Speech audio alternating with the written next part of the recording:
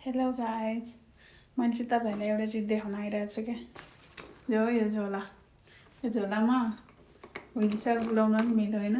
Plus यसमा के गर्नु मिल्छ भने त्यो व्हिल यसरी निकालेर सबै व्हिलहरू निकालेर अनि यसरी बोकेर हिँड्न मिल्यो क्या। यसरी बोकेर नि हिँड्न मिल्यो होइन।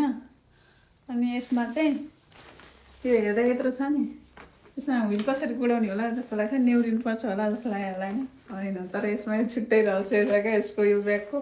म नि हेरेँ परेको यो ब्याग हेर्दाखेरि मैले त्यही मबाट मगाएको ब्यागको क्या चाहिँ। अनि यत्रो आएछ, पिक्चरमा चाहिँ ठुलो देखाएको थियो, अनि यो चाहिँ यत्रो आयो सानो। तेमुले मलाई झुक्कायो भन्ने लागेको थियो क्या, तर होइन रहेछ। तेमुले मलाई साँच्चै झुकाउनु त झुक्काएको हो, तर अर्कै रूपले झुक्कायो क्या। यहाँ प्लस यसमा ठुलो बनाउन पनि मिल्छ क्या। 2 लेयर छ, एक लेयर चाहिँ यसरी यो ठुलो एक यत्रो भएन, यो यत्रो भयो, फेरि बनाउनु मिल्छ क्या। फेरि यसमा यताबाट खोलेर ठ्याक्कै यत्रो ठुलो भयो। अनि गुडाउन मिल्यो नि, यसमा सामान जति राख्ने मिल्यो क्या। यस्तो राम्रो छ।